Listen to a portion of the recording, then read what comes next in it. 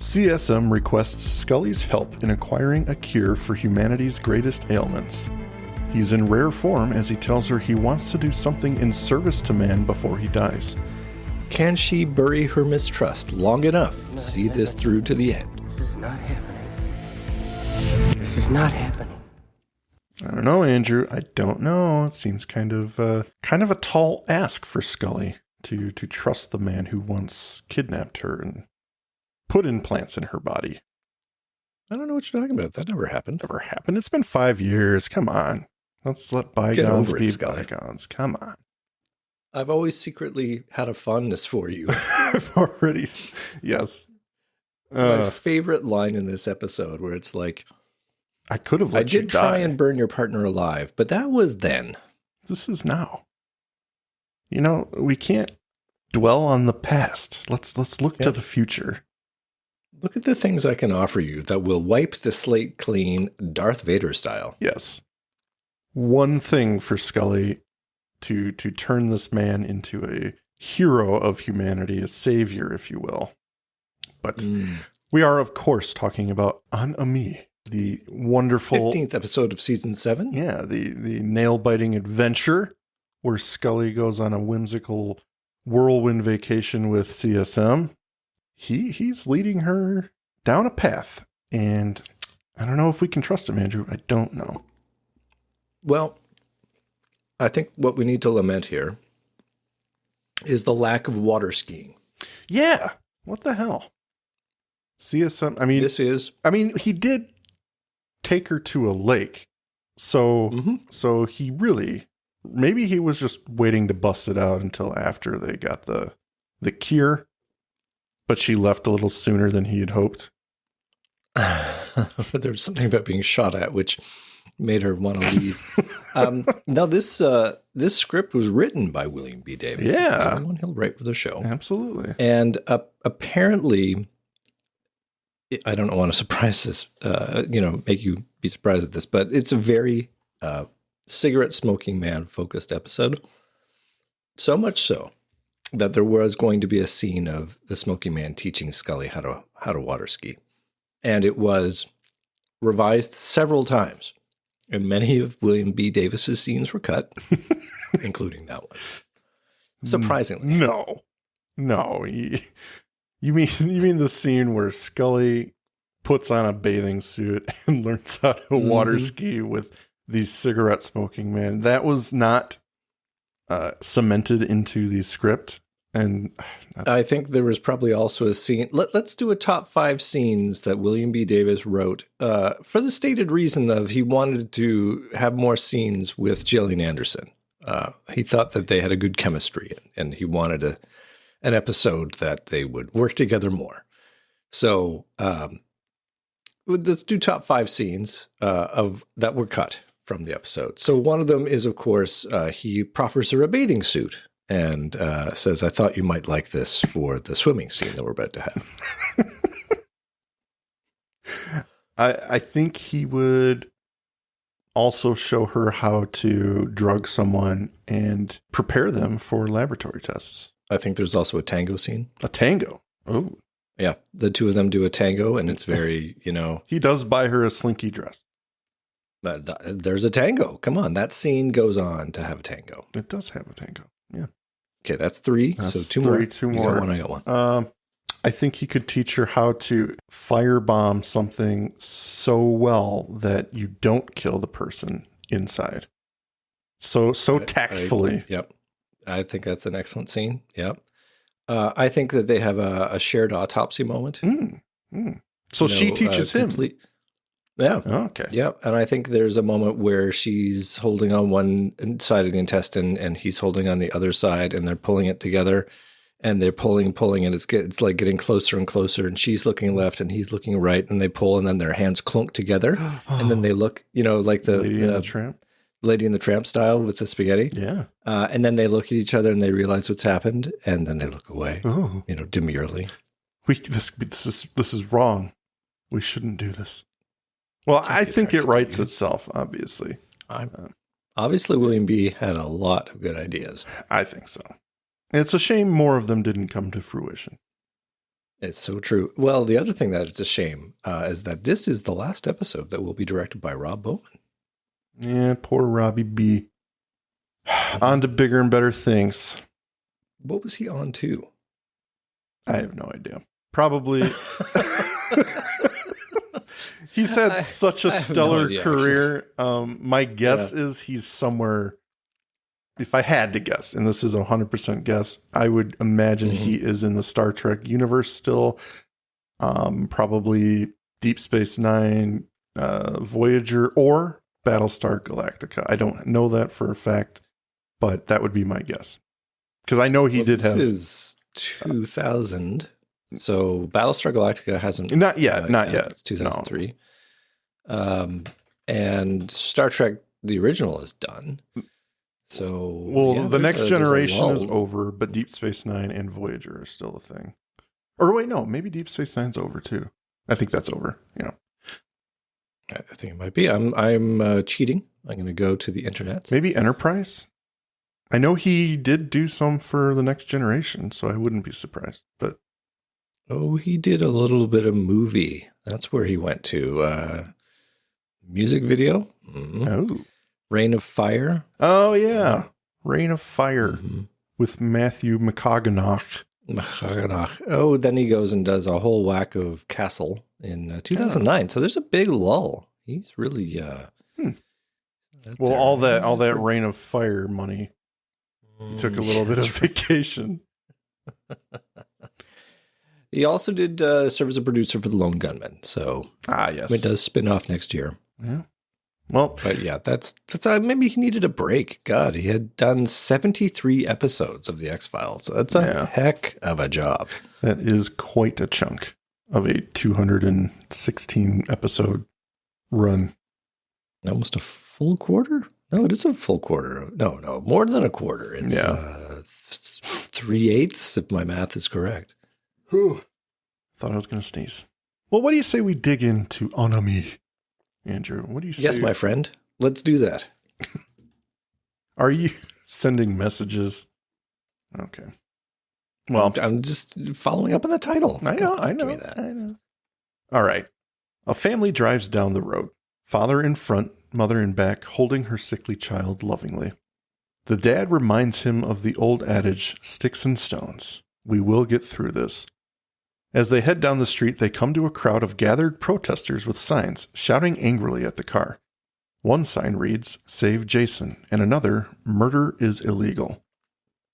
The car cuts through the crowd as the family arrives home safely due to police presence. Later that night, things have died down a bit. Jason lays in bed and his mother tends to him. She tells him to ring the bell if he needs anything. His pale face just looks up at his parents. The dad reassures him that while they could seek doctor's care and his body could get better, his soul would not. It's God himself who gave him this illness, for his own reasons. If you're to be well in body and spirit, it's God who must deliver you. And with that, he kisses him on the forehead and leaves Jason to sleep. Later that night, a fire roars in the living room fireplace, even though no one is there to tend to it, Andrew. There's wind outside Jason's room. It picks up. The hanging plant swings wildly in the gusts, and then a bright, angelic light shines through his window. He stands and spreads his arms to accept a heavenly gift, and as he does so, we see figures come into frame. The silhouettes of 4 men in suits appear before him. Credits. Whoa. So God is businessman. Business God. He's got business cards. Angels are business and everything. Angels. Yes. Yeah. So it took us one direction, and then it pulled the rug out from underneath us and went, nope, businessmen. It went aliens. I mean, businessmen. Businessmen. Ford pickup with overheads. 401ks. Blasting. Yeah. We're spending a little bit of time in Virginia. I think we've had a couple of episodes, and the next episode we'll review is actually going to be set in Virginia as well. They have a love affair for Virginia, or is that just coincidence? I think it's because they need to be close by to home, so it makes a little bit more sense for the story. Right. Yes, we called them out for the dramatic and sudden appearance in California to investigate a case. Yes. literally the day after it happened. And this seems a bit more reasonable. Yeah. But you got to love the name of this town. Yes. Actual place, Goochland, Virginia. Okay. Which I got to say, I mean, I looked at it on a map and where it is. I don't know your country intimately well, but what? It's going to be your country soon. You keep making that joke. I'm just so excited. It strikes me as the kind of place that protesters would show up on your doorstep if you chose to receive hospital treatment rather than just relying on God. Like, I do not see these folks as the outliers. I mean, what do you mean? See the Save Jason campaign. He's just cute enough, but I in a way, I don't see them protesting them for going to the hospital, or for not going to the hospital. Excuse me. It's just like, I think I don't know. I mean, these are, if I had to guess, Christian Scientists, and they do not accept doctors' care. I could see a protest, but I think you're right in the sense that protesting is more of a Looney Tunes thing to do. What's missing is a bit more backstory of how Jason is a celebrity now. Somebody got the... If you look at it this way... He hit peak viral, and now nobody wants him to die, but his parents are kooks. And that's the thing. If you look at it, I don't know if you remember this or not, but let's take it back to like 2004 or 5, the Terry Schiavo case. I don't know if you ever heard of that. I remember that. She was essentially a vegetable. She was awake, she was conscious, but she was, very, very handicapped. Let's put it that way. But the husband wanted to pull the plug because this was no way for her to live, and the parents didn't want him to because she was alive. And that gained national, international attention. So I can see how the parents deciding to refuse the doctor's care for like cancer for a 10-year-old boy or something would gain some attention. So I could see that. I want to see the counter protesters on the other side, though. Let him die. Let God sort it out. There's just like they decided to make. I mean, for one thing, it has zero consequence for the rest of the plot. Like it thankfully does not turn into the religious episode, but they decided they wanted to amp everything up. Like they take every element of the plot and they make it super big. It's not just the cure for cancer; it's the cure for all disease. This kid is it looks like he's destined to die, but he's going to have a miraculous recovery. I would almost prefer, he's stage 4. The doctors have done everything, and he's going to die, and then he gets cured. That would be probably more astonishing rather than kind of like Scully. Refuse treatment, and now he has a spontaneous recovery. Like that is. Scully calls it out. It's like you can have spontaneous recovery. It does happen. But, if you want to go that way, I think that's a bit more believable. Why am I picking on this point? Just this idea that... because the episode isn't terrible, so you have to find something to pick on. Isn't it terrible? Well, isn't it terrible? I don't think... I mean, I don't doubt that you'll have something to say about it. Actually, not as much as you might think. Yeah. But yeah. So... I mean, really, that's a minor crime compared to the dad saying, God gave you this cancer for reasons that are his. It's like, okay, either God's a dick or Jason is truly evil. Right. Choose one. Jason strangles kittens in his spare time. So really, he deserves it, is the long and the short of it. Oh, man. Well, in Scully's apartment, she gets ready for work, throwing on her jacket and opening her apartment door. Curiously, she finds a newspaper. She opens it to see an article on the front page, Miracle Ends Controversy, with an article about the boy's case. She notices no one else has a paper at their door. In Mulder's office, he sits, greeting Scully as she comes in, just arriving with the news of an 11-year-old boy being cured of lymphatic cancer by a miracle. She fills in the blanks. Parents refuse treatment on religious grounds. They claim the cure was delivered by angels. She admits it's not unheard of for cancer to spontaneously go into remission, but Mulder isn't so curious about that as he is about a mysterious email he received. It came anonymously from the Defense Advanced Research Projects Agency, DARPA. She shares that the newspaper was left at her door and that she was the only one to receive it. Someone wants them on this case. He excuses himself to investigate the communication from DARPA and encourages her to find out any more information she can about the boy. So at this point, it's worth noting that both Gillian Anderson and David Duchovny are directing episodes in season 7. Their last kick of the can, they thought, before the series was going to end. So David's going to go direct Hollywood AD, and Gillian's going to direct All Things. Is it All Things? Yeah. Right and direct. Right and direct. So this is taking a lot of their time. So the producers had to be creative about how they were going to give them the time to do the direction and allow them to act in the episode. So in On-A-Me, it's a Scully episode. David has a few appearances. They leverage the lone gunman a bit, but really his screen time is limited. And this is all about the relationship we're going to see between Scully and Cigarette Smoking Man. Yeah. He actually came in with a director's hat, a little beret thing in one of the scenes. But the sweater wrapped around his neck. Yeah. Cut, Skinner. They had to cut it, of course, but they did. It didn't work. Yeah. This is the new apartment set for Scully. Scully hasn't had an apartment since season 3. Good Lord, she was inducted from it. So, and since they moved to LA, they didn't have one for her, so they decided to make her one. They gave her a nice apartment. Well, no, she had one. Yeah, in the Donnie Faster reboot. She got assaulted in this apartment. That's right. So that would be the first. That would be the first. Yeah. We go back to Goochland. Yeah. Scully knocks on the door to the McPeck residence, and the parents answer. She introduces herself and inquires about Jason's case. They call him over. He's outside playing, and he meets Scully. He feels good, although a little out of breath. The father steps in to say, "You're looking at God's work." Jason's life owes to his grace, and they all praise the Lord. Scully asks about the angels. Jason saw them. They looked like men. They came from the sky in a ball of light. They told him not to be afraid, and then one of them pinched him on the back of his neck. She takes a moment to look at his neck, and sure enough, there's a scar there. As she heads back to her car, she notices someone inside it, and she can't believe her eyes. It's CSM, lighting a Morley in the passenger seat.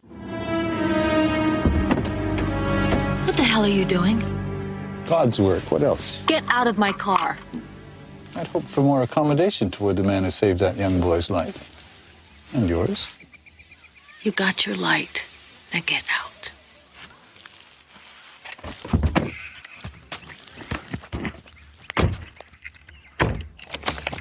You're not at all curious about the chip that's been put in that boy's neck? You a medical doctor? There's the same technology in your body, who's witnessed this wondrous miracle firsthand. I've taken considerable trouble to prove my intentions. The newspaper at your door, the email to Mulder, the elaborate demonstration of curing this boy's cancer. You see, I'm dying myself. A dying man who wants to make right, to share his secrets, and to bequeath this cure to millions of others just like that boy. So you want to give it to us? To you, Agent Scully.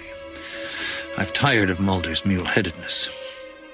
His foolish ideas of overthrowing the system. You think I'm fooled by this? I made you my offer. Agent Mulder hears a breath of this. Rest assured, I'll rescind it. Take it to my grave.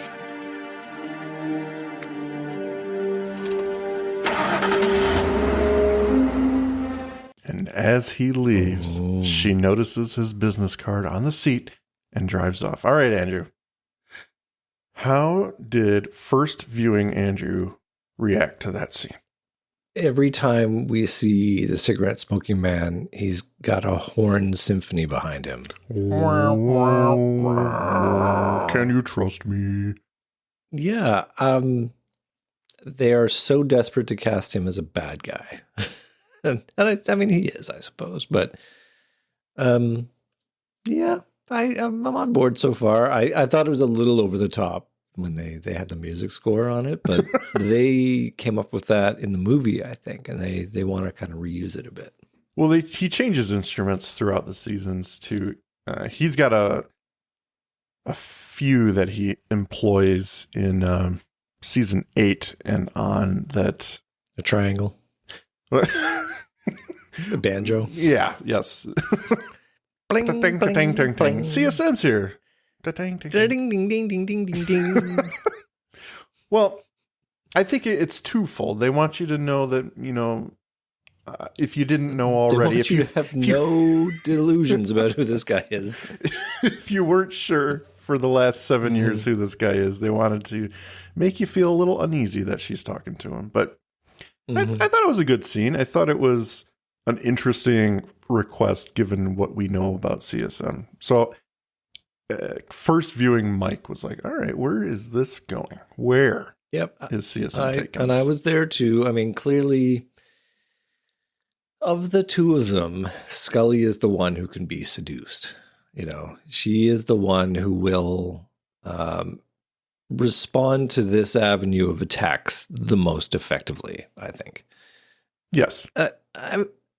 I don't know. I'm going to have more things to say about the con as on the whole later on. But for now, I'm on board. It's a good start. Okay. Well, Scully sits in her office looking at the business card. A simple white piece of cardstock with a phone number in the corner. Sponsored by Morley. She picks up the phone, then hangs back up. The inner struggle apparent. Then she decides to call for a trace. We go now to a large office building, no legend, somewhere in the city. Scully is shown on the security monitor approaching the front door, and the security guard turns towards her. A man meets her at a set of glass doors, but she turns, claiming she's made a mistake. The security guard presses a button and locks her in. The other officer asks for her ID. She relents. He takes her ID to the security desk and brings back a visitor badge, much to her surprise. She heads down a long mahogany hall of the building. She comes to a door with the names plate Spender, CGB on the door. She enters. From the adjoining room, CSM calls her over to his desk. She swings the wooden doors open to reveal yet another office, the elderly man rising to greet her. Refusing his request to sit, he tells her he's glad she's come. He knows she's a doctor and a woman of compassion, but the flattery doesn't work on her. He lights another cigarette and begins a short monologue. In the end, a man looks to the sum of his life to see what he leaves behind. He finds himself without a real legacy. The projects he's worked on are in ruins. She asks about his illness, and he's dying of cerebral inflammation caused by an operation he had previously. He's got but a few months to live. She's still unimpressed and calls him on it. You want to use me to clean the slate, make you a respectable person. It won't work. He asks how many people are dying of cancer in the world. After some back and forth, he tells her they'll need to take a trip together for a few days to get this cure for cancer. He leaves her with parting words. I have access to these miraculous chips, but the genetic research that makes them work is closely guarded. There are people in this building who would kill me for what I'd offered you. All he wants before he dies is to do something in service to man. All he's asking for is a chance. Oh, CSM. Playing the victim here, tugging on some heartstrings. I had a few issues with the setup. Okay. The one being, why can't he use the technology to cure himself? Well, it's not cancer. Doesn't matter. He's going to go on to say that. No, I know. Cure all human disease. It cures everything but a little swelling. It has not mastered that. Okay, first comment about the con, and I don't think we're spoiling it for anybody in saying that it turns out this is all a big plot, a bait and switch by the cigarette smoking man. But my first one would be he casts himself as wanting to do a selfless thing to help humanity. And she never actually does call him out and say, well, why don't you use this tech to save yourself? And it should have just simply been him volunteering. It doesn't work on this, or I'm beyond hope, or whatever. But he does go on later. I think at dinner, when she's in this sexy black dress, she does say, "Why don't you use it?" And he basically says, "I could, but I won't," or something to that effect. I mean, we'll get to it, but I guess I just don't buy the altruism, and I'm amazed that she does to some extent. Like it. I just do not see her as a dumb character, and they kind of paint her a little bit that way.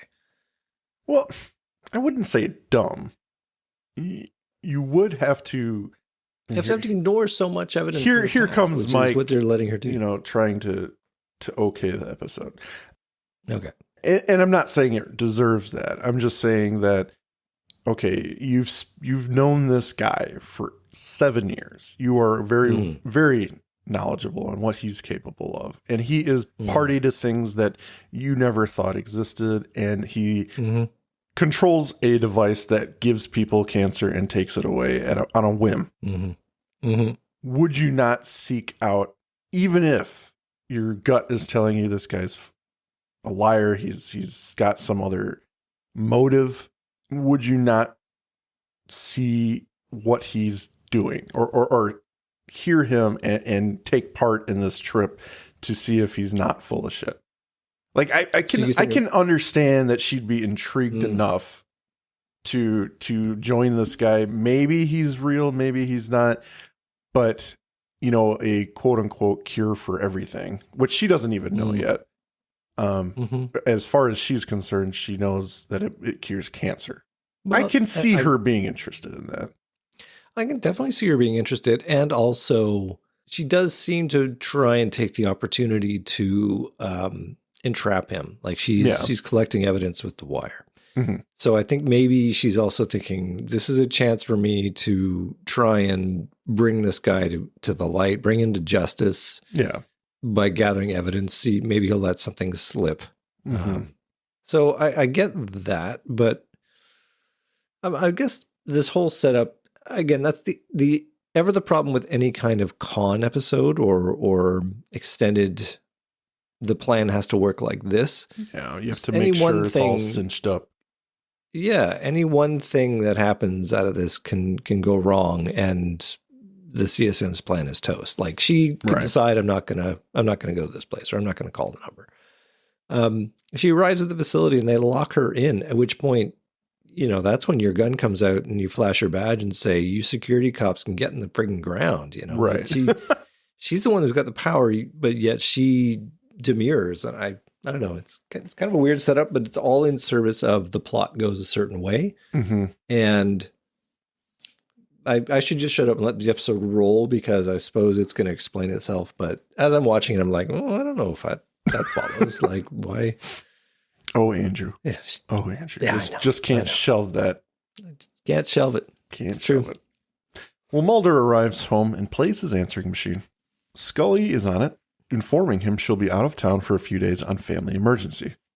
Immediately, he picks up and dials. Scully, with a suitcase, debates answering her phone, but decides against it. CSM mills about in the background. As the message finishes, she steps closer to the camera, away from CSM, and adjusts the microphone attached to her bra and buttons the last button on her shirt. They head out. I'm sorry, did we just get a look at Scully's boobs? We got an extended look at her boobs. So that was for all the fanboys out there. Bravo, Fox. Bravo, William B. Davis. Do you need that scene was written in there? Not usually do they mention camera angles, but he did. We're gonna need to get a couple of takes of that. Or maybe it's stunt boobs, so maybe that's not. Believe it or not, that was the edited version of that. That was much longer. The director's cut was a little bit. The original script calls for complete bra enrobing. Yes, when you watch the director's cut, there's an extra 15 minutes, and that is all it is. It adds a lot to the plot. It's Rob Bowman and William B. Davis with director's chairs and the cameraman saying, "No, I'm sorry, John. We're going to have to do that again. Keep fidgeting." And she's like, why is it so cold in here? Okay. Well, late that night, they head down a highway. Scully is driving. The two sit in almost complete silence. He goes to light a cigarette, and she sternly requests he not. Abiding, he removes the stick from his mouth and tosses it. He's been meaning to quit. He admits he is seeking her trust for this. She thinks him heartless, but he has always had a particular affection for her. He assures her his intentions are honorable.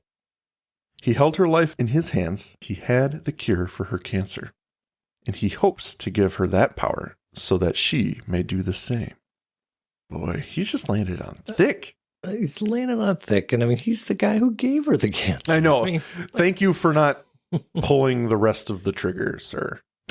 Yeah, exactly. Ooh, thank you for saving my life. You know, the one you put in danger The one personally. You kidnapped me, you subjected me to tests, and gave me cancer when I found out. And a baby that you stole, by the way. You know what? You know what? I am being a little too harsh on you, man. You did pull the plug on that plan. But at least you're going to save the world with this thing you're going to At the end of the episode, they high five. I love you, buddy. Wow, you really showed me you're a different person. Talk about burying a hatchet. In your face. At Scully's apartment, her super brings Mulder to her door. He's concerned about his partner's sudden disappearance.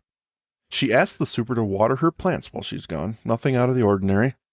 It's general small talk until the man gets to talking about Scully's driver, which catches Mulder off guard. He describes him as older, tall, and smokes like a chimney. As the man continues to unlock the door and talk, the camera closes in on Mulder's face. He quickly turns and leaves without a word. Does the superintendent, what does he say? No big whoop? No biggie. That's what he says. No biggie. He asked me to water the plants. No biggie. I mean, that cannot be in the script. That's got to be the guy, having some fun with the script.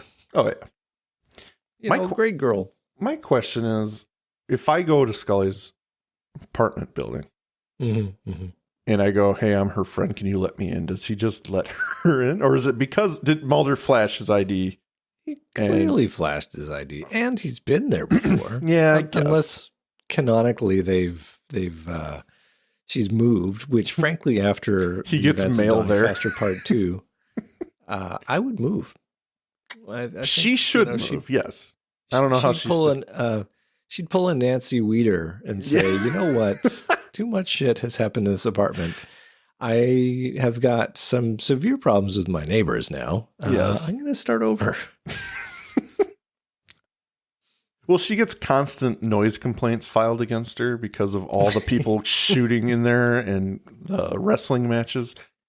Yeah. She should move. Yeah, too much tussling. But according to her super, people like having an FBI agent around. Makes them feel safe. Yeah, when she's not messing the place up, it's great. When she's not getting thrown against an armoire, everything's hunky-dory. When she's not about to be killed, it's great. Yeah. Their car heads down the countryside. It's daytime now. CSM tries to take over, but she insists on driving. He begins to analyze her and her career, saying she's drawn to powerful men. It's an interesting scene that, while is a little uncomfortable, rings true on a couple levels. I think she is drawn to powerful men, Andrew. She was dating her instructor, Jack, in the before the first season. She sticks by Mulder, who is a few years older. And as we will come to see later in this season, she dated a heart surgeon instructor. I think she's got some daddy issues. No, it's well established, actually. I think it's one of the, I'll give some credit to the episode. It's one of the better turns that William Davis has written in. He's extracted that nugget and decided to go with it. I think it's a miss to assume that he can make her be attracted to him somehow. Yeah. But, you can wish, pal. He had to try.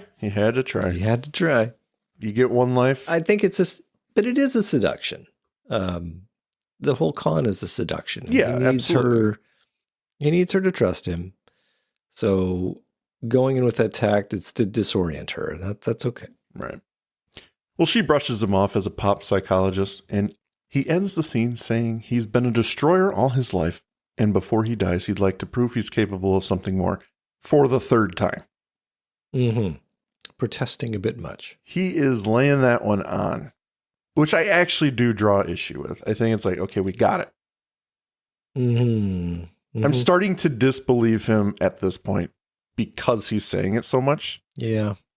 I think that is a failing in the script. I think they want us to go one direction so much, whether or not we actually believe him. This actually does a disservice to the overall plot, in my opinion. Like, yeah, I was willing to trust him in some small way as a first-time viewer, but the beating over the head. What they needed was the visit with the 118-year-old woman first to establish more of his bona fides, and then maybe when her guard's down, it can be a bit more honest as opposed to him being, trying to be so earnest. Yeah. But right now, at this point, he's trying too hard. Yeah. That's too much.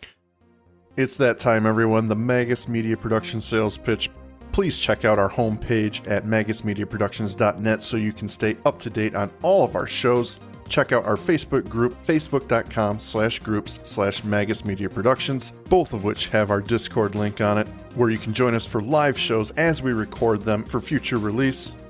At Magus Media Prods on X, our Patreon, patreon.com/Magus Media, where a $5 donation will help us keep the lights on and bringing you new content, and you get some stickers. Thank you for your consideration and support. Well, they pull up to a house, a yard littered with tended plants and flowers. His friend Marjorie lives here, and CSM describes her as a bit of a green thumb and also 118 years old. He calls himself her angel, and when Marjorie greets CSM, she's all smiles and laughter. Indeed, so is he. It's a side of him we have yet to see. He introduces Scully to her, and she invites them in. Scully notes the scar on the back of her neck. Marjorie beats them inside, and CSM takes a moment to tug at Scully's heartstrings once more. To have this power, to come and see her joy, must be why you became a doctor. Fuck. Of course, he hired this actor. Yeah. She's actually 32 with a great makeup job. 32. She's a community theater major. This is her big chance. She's playing 118 years old. This is all reality TV. You're playing the role of the old lady.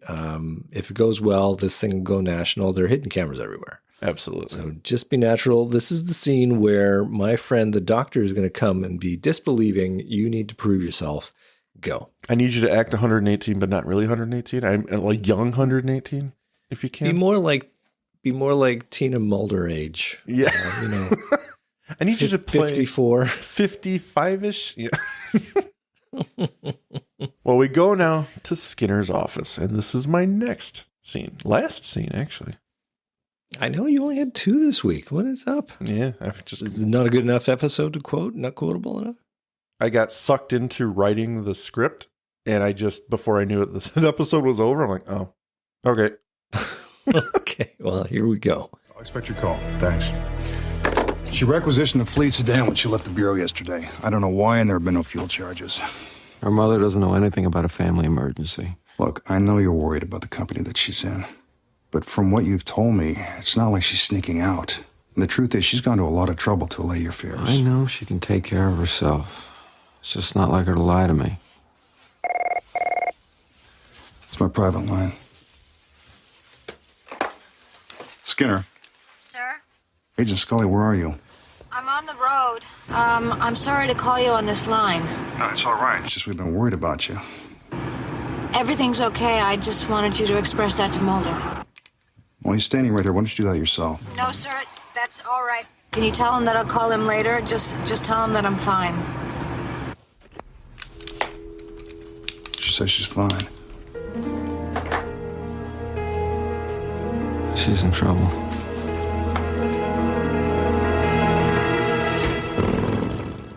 On the basis of what has he determined that she's in trouble? He knows. He knows. It's his scripty sense. He knows that something is wrong. And every time he utters something, it is fact. He can smell the cigarette smoke over the phone. Something's wrong. I smell Morley's unfiltered. Yeah, I wish there was a code word or something, but she legitimately does not want him to follow. Yeah. I think. I mean, I guess I wish that he hadn't said she's in trouble. I don't buy it. I don't like. There's nothing in there that lets. We just have to accept that they're closer than we've seen. So, if she's in trouble and she's going out of her way to tell him she's okay, maybe it's not even a spoken thing between them. Maybe she really is trying to tell him not to worry about anything, but he is so in tune with her. He's like this. She would never just leave. She would tell me what's going on first. Maybe that's what's going on. Well, I agree with that. My problem is that structurally, this episode is making it look like he's going to rush to the rescue or be there for the end. And he's not. So, I think setting it up that he's going to get involved is kind of false for the viewer because he's not going to get involved. He's going to mess around with the lone gunman for a bit. And they're going to provide some detail, but ultimately nothing is going to come of it. Do you want to take over, or are you going to let me tell the fucking story? No, I want to sit on the sidelines throwing snowballs at you while you do a fantastic job. Fantastic job. Well, the two unlikely drivers pull into a rundown gas station to fill up. She heads inside to get to the bathroom. In the washroom, she checks to make sure no one is in there and begins speaking into her blouse. She's leaving a message for Mulder and gives general directions of where she is / where they're headed. She removes the tape and addresses an envelope to Fox Mulder. Afterwards, she heads outside again and pops it into the nearby mailbox. CSM now in the driver's seat. She gets in. He offers her a lifesaver for the long drive ahead. I don't know if that's some sort of joke, but yeah. He's a lifesaver. Yep, I got it. The agent who's been tailing them presents himself yet again, and we see he now has Scully's tape in his hands, removed from the mailbox. Because they have... He's actually a postman. They have a universal key that can just open any mailbox in the world and just retrieve whatever you want. I like the idea that there's a chainsaw in the background. He's cut it open. I would prefer Abrams type background humor from like Airplane, where you see CSM and Scully talking in the car, and in the background you see him shoving his arm down there trying to retrieve whatever she just put in there. And he's lifting his feet off the ground. Topples over. The two legs dangling in the air. The mailbox falls over on its side. He stands up and walks the mailbox off like on his head. Would be an excellent scene. Oh my God, I want to see that so much. Oh, fuck. They pull up to a lakeside cabin and park. CSM puts on black leather gloves in an ominous manner, as if getting ready to commit a crime. He reaches over to Scully, who is asleep, and he brushes a lock of her hair out of her face. Mulder, meanwhile, answers a pounding at his front door. It's the lone gunman coming to help, and they're in some wicked disguises, Andrew.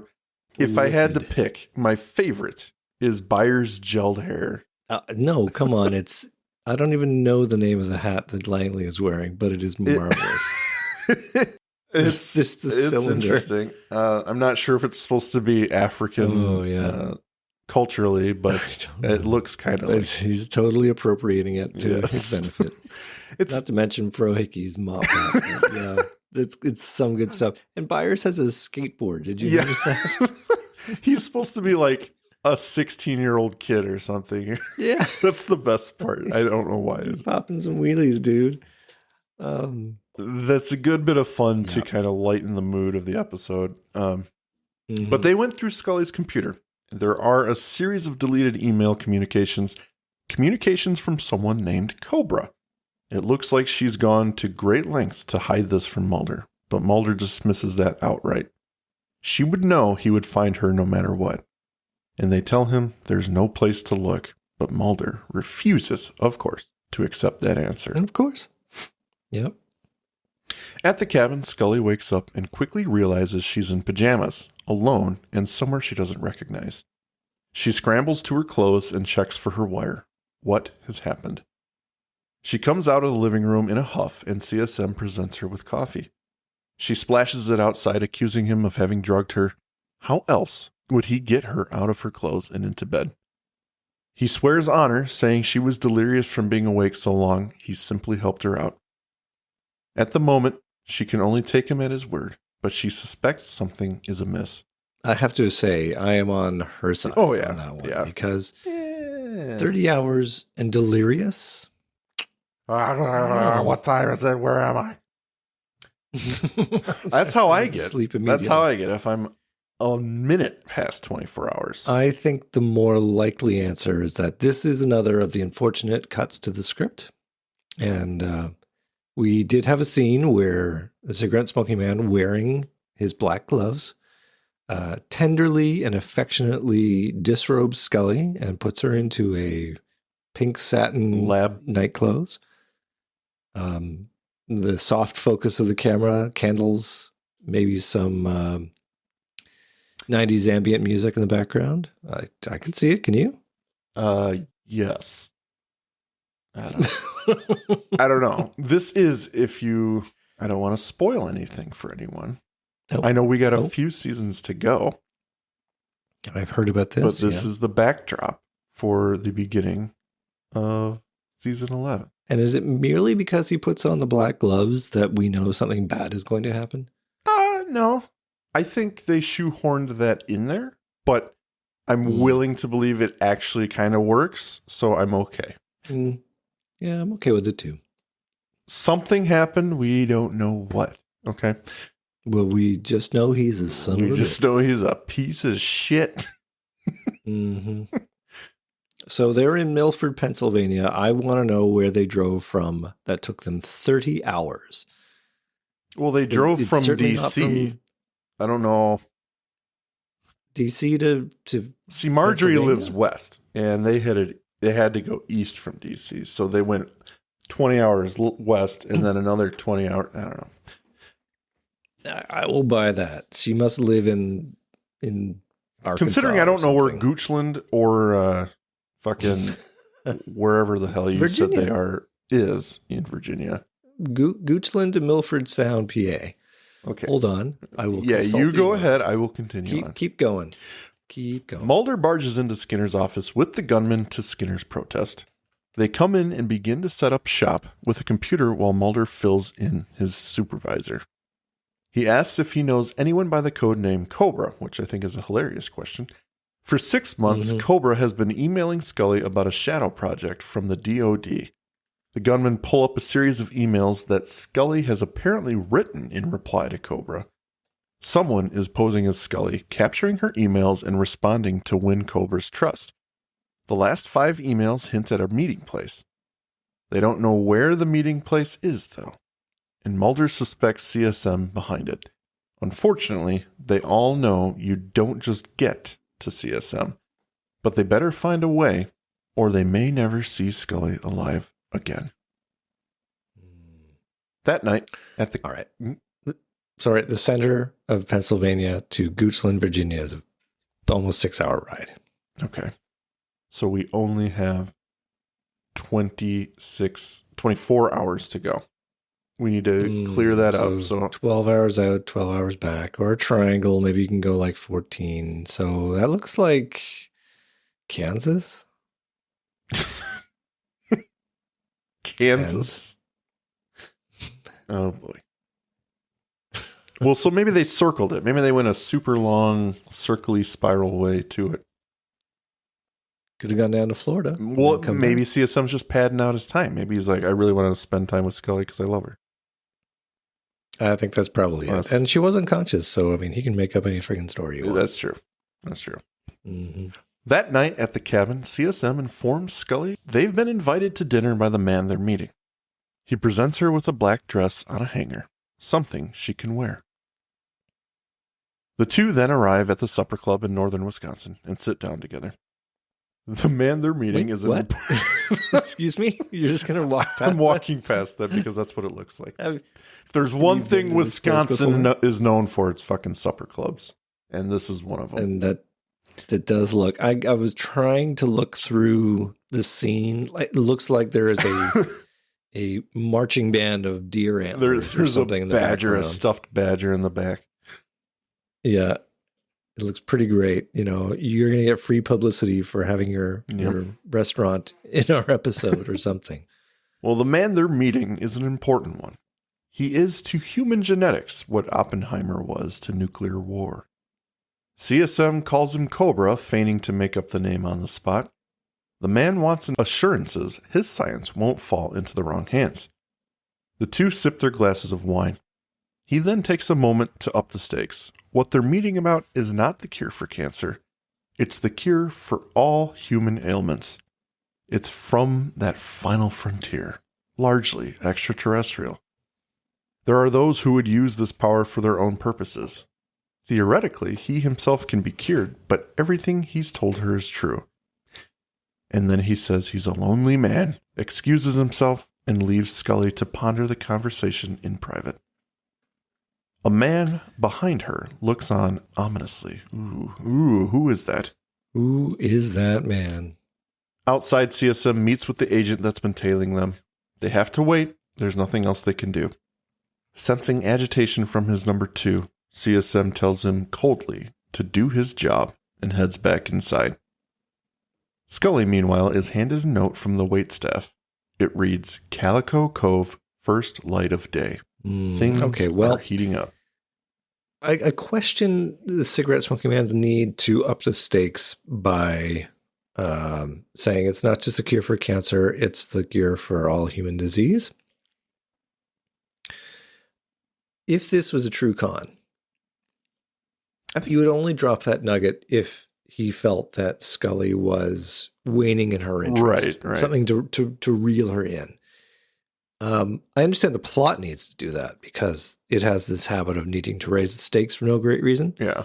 But I kind of wish we had a scene here where she was saying, "You're leading me on. You're full of shit." Yeah.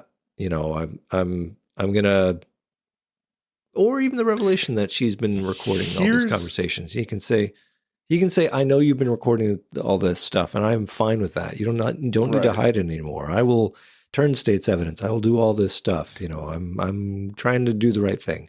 My issue with it, and then she can, and yes, I have an issue. Yeah. What is going on with my voice right now? I've suddenly gone deeper, like I'm tired or something. I don't know. God damn. I'm deep now. I think my issue is that it's too big.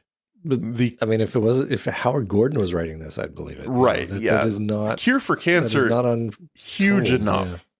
Cure for AIDS. Huge enough. I'm giving you the cure for athlete's foot. No more. Will you have itchy feet? I would love for that to be the thing. And then Scully is like, I don't know if it's worth it. You know what? I'm going to cut to right home. Yeah. Okay. What if it was the cure for tennis elbow? You know how you hyperextend your elbow by accident a lot? This is that cure. I have the cure. I don't know. I think it's just a little too grand. Rosacea. Hey, that's an important one. It would be. I think she'd actually have to give that some thought. Yeah. Okay, I'm sorry. I'm cutting you off a lot. What do you want? I'm used to it. I just think it's too big.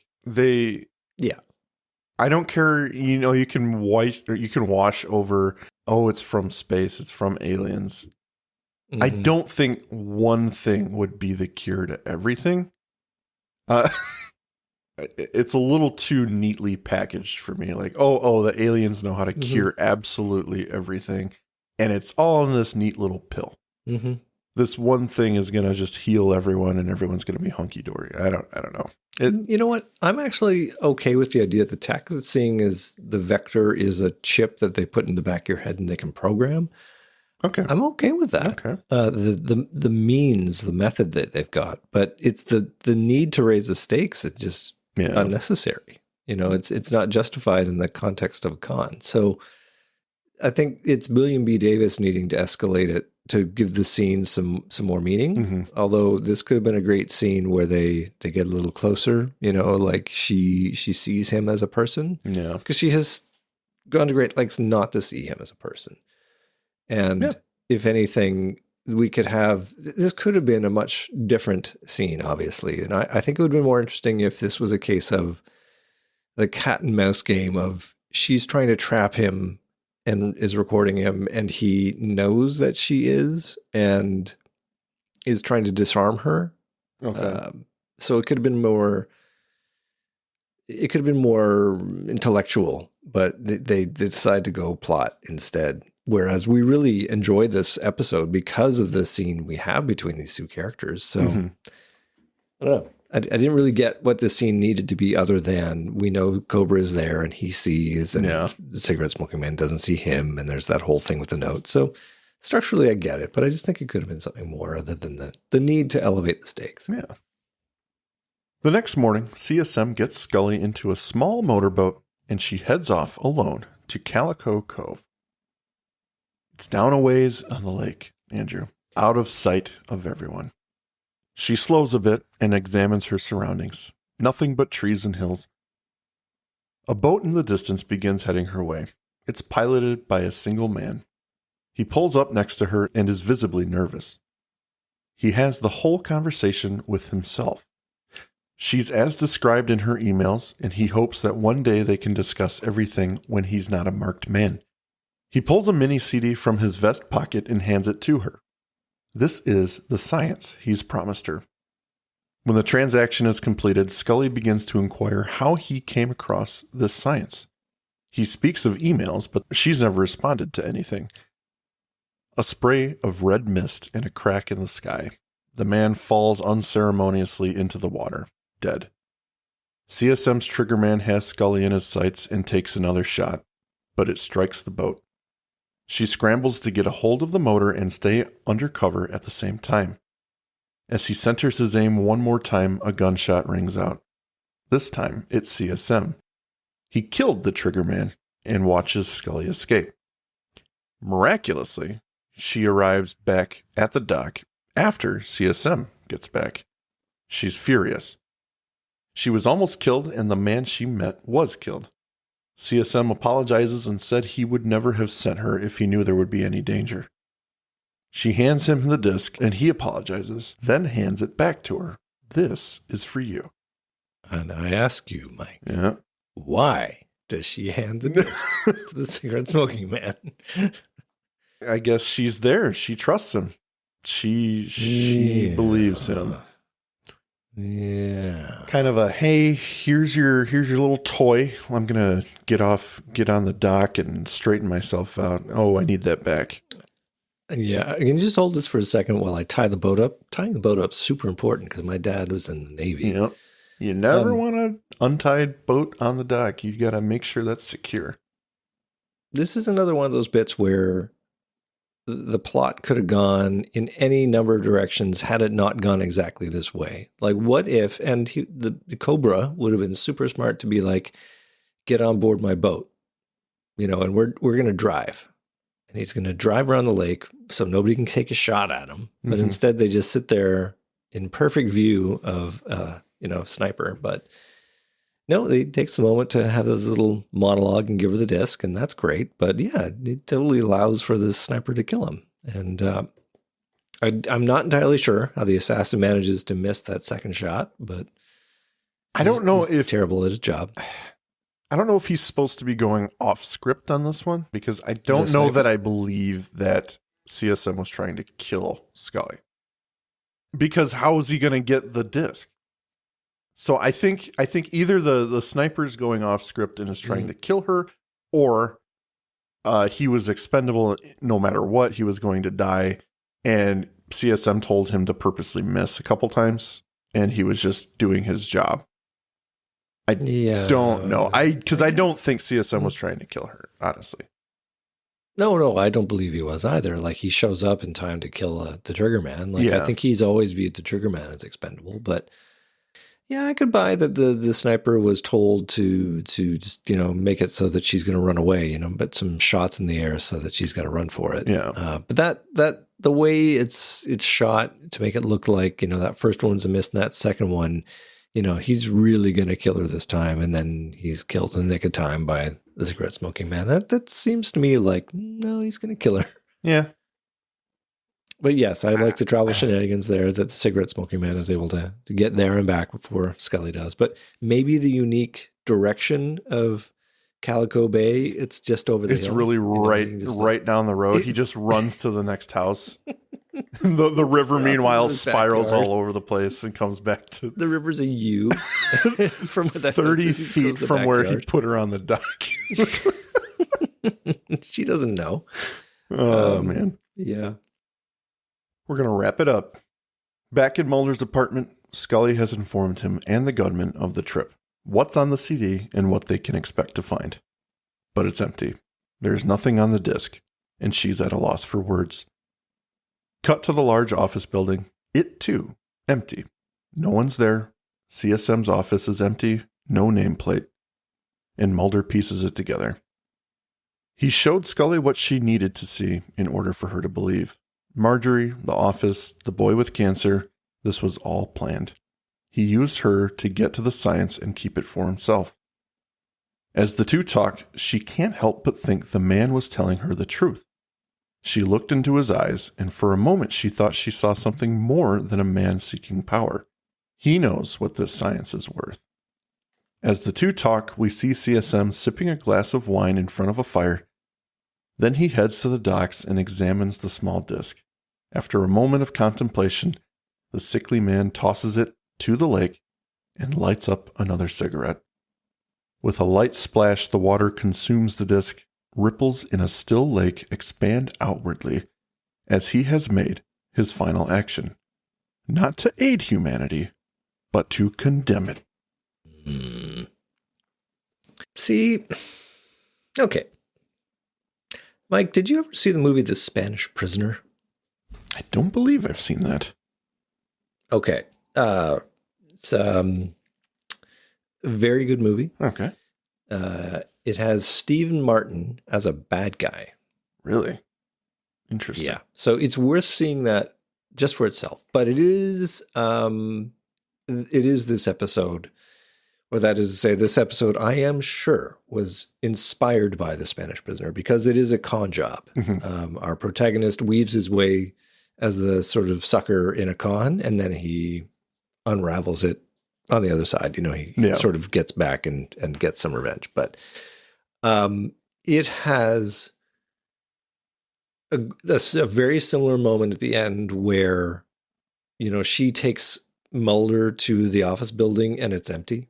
Mm-hmm. So they do that in The Spanish Prisoner as well. And in fact, they do it for all of the scenes of the con where we see that, in fact, it's not what it appears to be. It looked like this because they shot it like this, but in the light of day, it's actually just an empty room. Right. So I kind of wanted to see a montage where Scully takes Mulder to all the places that the two went together.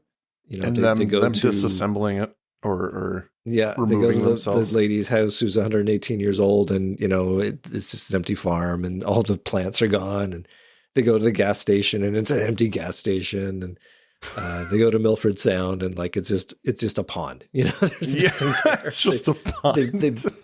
They built. The CSM built all these impossible sets and stocked it with all these people to populate the needs of the con. You see Marjorie dead next to a certificate of completion for her theater performance. That's right. He had to eliminate her. But what I really wanted to ask you though was the decision to toss the CD into the water. I mean, what is this plot really all about? Does it make sense to you? Because I didn't quite get what they were going for with this idea of and he did get the CD and then he threw it away. Yeah. I think it can't help him. and he knows what the science is, and he's just doing a big fuck you to humanity. That's kind of where I take it, because he doesn't want. He is a man who destroys things because he knows he's going to die. He really doesn't give a shit what happens at this point. But why go to the effort to get involved with this? You know, it's because it could be used for good. And he's the ultimate bad guy. I'm not saying it's a good or logical conclusion, but I think that's where I take it. So the only way I can make sense of it is that this whole storyline of it being a cure for cancer is bullshit. That it is some unrelated science completely. Like it is something else, and we never know what it actually is. Right. I think that the pretext for getting Scully involved was just so that she could be the pawn that draws Cobra out. I'm okay with that. And that it is for some other ulterior motive that we probably don't need to know. The journey is the story in this case. The MacGuffin is immaterial. But I do not buy that he's got this bargaining chip. You know, this was in season 2, it was the tape, you know, that the Thinker managed to get. You know, this was the big tape that was the MacGuffin that everybody wanted. In this episode, the MacGuffin is this CD of the cure or whatever, the science. And that's fine, but I just don't believe that, you know, it is so intrinsically unvaluable to him that he's just willing to toss it, like put it in a safe somewhere. It's going to be useful for somebody else somewhere. Yeah. I think, I guess I needed more for it to make sense to me is all I'm saying. Well, the X-Files is not about explanations, and we know that. That's not what the X stands for? Explained? No, it is extrapolate. It is not extrapolate. It is not unexplained. Expand on that thought. It is ask a question, don't give answers. That's the X-Files. Fair. Well, I have some final thoughts here. Please. Do you want? Yeah, please. Okay. It's a good episode. I will go out there and say it. It's nice to see William B. Davis acting his little heart out. And Gillian Anderson is the obvious co-star in this episode, as I think the Mulder cigarette smoking man road trip doesn't really work the same way. Although, Mike, I think that would be an interesting episode as well. Apart from the unexplained ending, the Khan storyline works well, the jokes are good, and it's probably, I would say, one of the best episodes of season 7. Good stuff, man. Good stuff. I was expecting longer. I'm getting shaky. I know. But yeah, I would have to agree. I think it's a decent episode. I enjoy it. It doesn't have a lot of plot points that make me go, that's not good. That doesn't make any sense. So I think there is just enough there for me to really get pulled in. And especially the first time I saw it, CSM coming with this holy grail of science. Mm-hmm. Did I believe him at the beginning? Not really, but at the same time, I wanted to be led, and I was intrigued as to where it might go. So in the end, he turns out to be the ultimate bad guy, and I expected that, and it was a fun ride for what it's worth. I did enjoy it. I would agree with that. I kind of didn't need some of the attempts they had to involve Mulder. Like to make him be like, oh, she's in trouble and I'm going to find out what's going on. Like it gives us some context. It teases out the Cobra storyline and I'm okay with that. I almost wanted them to explore what the science was a little bit and give us that so that the cigarette smoking man saying it's the cure for all human disease or it's the cure for cancer or whatever. When they find out something different, we can go, oh, he's a liar. You know? Yeah, they should find out who Cobra is and what he's been researching or something. Yeah, exactly. And, maybe it's a cure for chemical weapons or something. Or maybe it's a cure for the alien human hybrid stuff. And they need to, he's going to get it out there in the world to expose the conspiracy. And that's just too close to the cigarette smoking man. Yeah. But no. It's not going to be given. In a way, it doesn't need to be given. And I don't think that William B. Davis felt he had the license in a way to expand on any kind of mythology. So he doesn't need to. or maybe he was overridden. I don't know. It'd been neat to know what that first draft was like. Yeah, I absolutely. think I know we've been joking about the scenes that got cut, but that probably would have been very telling and very interesting to see what that looked like. Absolutely, man. It's a good episode. Yeah. I don't think it's super great. Like, it's not a classic, if you will. No.